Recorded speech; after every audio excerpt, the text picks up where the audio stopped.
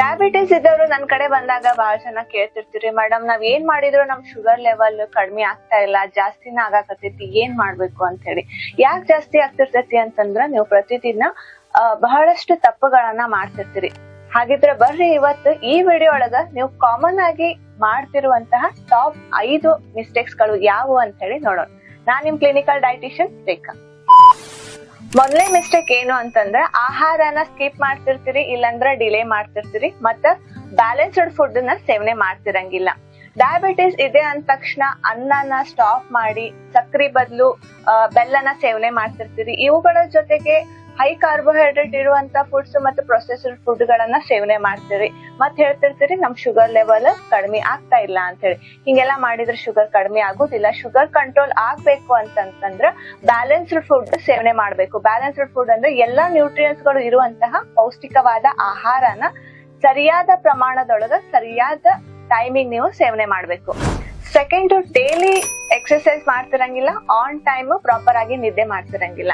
Actually sugar level increase ಆದಾಗ ಕೆಲವೊಬ್ಬರಿಗೆ sudden ಆಗಿ ವೇಟ್ ಲಾಸ್ ಆಗ್ತಿರ್ತೈತಿ. ಅಂತವ್ರು ಆಲ್ರೆಡಿ ವೇಟ್ ಲಾಸ್ ಆಗೈತಿ, ರೆಗ್ಯುಲರ್ ಆಗಿ ಎಕ್ಸರ್ಸೈಸ್ ಮಾಡಿದ್ರ ವೀಕ್ನೆಸ್ ಆಗ್ಬಹುದು ಅಥವಾ ಹೈಪೋಗ್ಲೈಸೆಮಿಯಾ ಆಗ್ಬಹುದು ಅನ್ನೋ ಒಂದು ಹೆದರಿಕೆಗೆ ಎಕ್ಸರ್ಸೈಸ್ ಮಾಡ್ತಿರಂಗಿಲ್ಲ. ಇನ್ನು ಕೆಲವರು ವರ್ಕ್ ಲೋಡ್ ಇರುತ್ತ, ವರ್ಕ್ ಪ್ರೆಷರ್ ಅಥವಾ ಮೋಟಿವೇಶನ್ ಸಪೋರ್ಟ್ ಸಿಗ್ತಾ ಇರಂಗಿಲ್ಲ, ಅಥವಾ ಲೇಸಿನೆಸ್ ಇಂದ ಕೂಡ ಎಕ್ಸರ್ಸೈಸ್ ಅನ್ನ ನೀವು ಸ್ಕಿಪ್ ಮಾಡ್ತಿರ್ತೀರಿ ಅಥವಾ ಸ್ಟಾಪ್ ಮಾಡಿರ್ತೀರಿ. ಇನ್ನ ಲೇಟ್ ನೈಟ್ ಊಟ ಮಾಡ್ಕೊಂಡು ಲೇಟ್ ವರ್ಕ್ ಶೆಡ್ಯೂಲ್ ಇರೋದ್ರಿಂದ ಕೂಡ ನೀವು ಪ್ರಾಪರ್ ಆಗಿ ನಿದ್ದೆ ಮಾಡ್ತಿರಂಗಿಲ್ಲ. ಬಟ್ ಶುಗರ್ ಕಂಟ್ರೋಲ್ ಆಗ್ಬೇಕು ಅಂತಂದ್ರ ರೆಗ್ಯುಲರ್ ಆಗಿ ಎಕ್ಸರ್ಸೈಸ್, ಯೋಗ, ಮೆಡಿಟೇಷನ್, ಹಾಗೇನೆ ಪ್ರಾಪರ್ ಟೈಮಿಗೆ ನಿದ್ದೆ ಮಾಡೋದು ಬಹಳ ಇಂಪಾರ್ಟೆಂಟ್. ಇನ್ನ ಥರ್ಡ್ ಪಾಯಿಂಟ್, ಡಯಾಬಿಟೀಸ್ ಇದ್ದವರು ನಿಮ್ಮ ಫುಟ್ ಮತ್ತು ಲೆಗ್ ಕೇರ್ ಅನ್ನ ನೆಗ್ಲೆಕ್ಟ್ ಮಾಡ್ತಿರ್ತೀರಿ. ಯೂಶುವಲಿ ಶುಗರ್ ಲೆವೆಲ್ ಇನ್ಕ್ರೀಸ್ ಆದಾಗ ನರ್ವ್ ಡ್ಯಾಮೇಜ್ ಆಗುವಂತ ಬಹಳಷ್ಟು ಚಾನ್ಸಸ್ ಇರ್ತಾವ.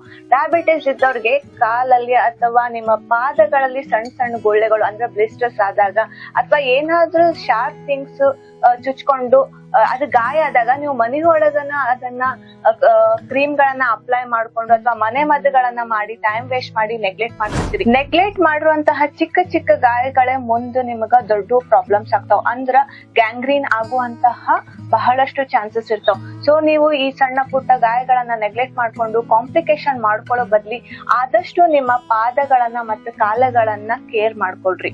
ಫೋರ್ತ್ ಪಾಯಿಂಟ್, ಬಹಳಷ್ಟು ಜನ ಆನ್ ಟೈಮ್ ಮೆಡಿಸಿನ್ ನ ತಗೋತಾ ಇರಂಗಿಲ್ಲ, ನೆಗ್ಲೆಕ್ಟ್ ಮಾಡ್ತಿರ್ತೀರಿ. ಆಮೇಲೆ ರೆಗ್ಯುಲರ್ ಆಗಿ ಹೆಲ್ತ್ ಚೆಕ್ಅಪ್ಸ್ ನ ಮಾಡಿಸ್ತಾ ಇರಂಗಿಲ್ಲ. ಡಯಾಬಿಟಿಸ್ ಕಂಟ್ರೋಲ್ ಆಗ್ಬೇಕು ಅಂತಂದ್ರ ರೆಗ್ಯುಲರ್ ಆಗಿ ನಿಮ್ ಶುಗರ್ ಕಂಟ್ರೋಲ್ ಇರೋದು ಬಹಳ ಇಂಪಾರ್ಟೆಂಟ್. ನೀವು ಮೆಡಿಸಿನ್ ಅನ್ನ ಸ್ಕಿಪ್ ಮಾಡಕತ್ತೀರಿ ಅಥವಾ ಸ್ಟಾಪ್ ಮಾಡಿರಿ ನಿಮ್ಮಷ್ಟಕ್ ನೀವು ಅಂತಂದಾಗ ಶುಗರ್ ಲೆವೆಲ್ ಜಾಸ್ತಿ ಆಗಿ ಇದು ಆರ್ಗನ್ಸ್ ಮೇಲೆ ಎಫೆಕ್ಟ್ ಆಗುತ್ತೆ. ಇನ್ನ ಸಿವಿಯರ್ ಕಾಂಪ್ಲಿಕೇಶನ್ ಅನ್ನ ನೀವು ಫೇಸ್ ಮಾಡ್ಬೇಕಾಗುತ್ತೆ. ಇನ್ನ ರೆಗ್ಯುಲರ್ ಆಗಿ ನೀವು ಹೆಲ್ತ್ ಚೆಕ್ಅಪ್ಸ್ ಮಾಡಿದಾಗ ನಿಮ್ ಶುಗರ್ ಲೆವೆಲ್ ಮಾನಿಟರ್ ಮಾಡ್ಲಿಕ್ಕೆ ನಿಮ್ಗೆ ಹೆಲ್ಪ್ ಆಗ್ತೈತಿ. ಆದ್ದರಿಂದ ಆನ್ ಟೈಮ್ ನಿಮ್ಮ ಡಾಕ್ಟರ್ ಪ್ರಿಸ್ಕ್ರೈಬ್ ಮಾಡಿರುವಂತ ಮೆಡಿಸಿನ್ಸ್ ಅನ್ನ ತಗೊಳ್ರಿ. ಹಾಗೇನೆ ರೆಗ್ಯುಲರ್ ಆಗಿ ಹೆಲ್ತ್ ಚೆಕ್ಅಪ್ಸ್ ಮಾಡೋದು ಕೂಡ ಬಹಳ ಇಂಪಾರ್ಟೆಂಟ್. ಇನ್ನ ಫಿಫ್ತ್ ಒನ್, ಬಹಳಷ್ಟು ಜನ ನಿಮ್ ಸ್ಟ್ರೆಸ್ ಅನ್ನ ನೀವು ಮ್ಯಾನೇಜ್ ಮಾಡ್ಕೋತಾ ಇರಂಗಿಲ್ಲ. ಇವತ್ತಿನ ದಿನ ಈ ಡಯಾಬಿಟಿಸ್ ಜಾಸ್ತಿ ಆಗ್ಲಿಕ್ಕೆ ಕಾರಣ ನಮ್ಮ ಜೀವನ ಶೈಲಿ ಒಂದು ಬಹಳ ಮುಖ್ಯವಾದ ಕಾರಣ ಅಂತ ನಾವು ಹೇಳ್ಬೋದು.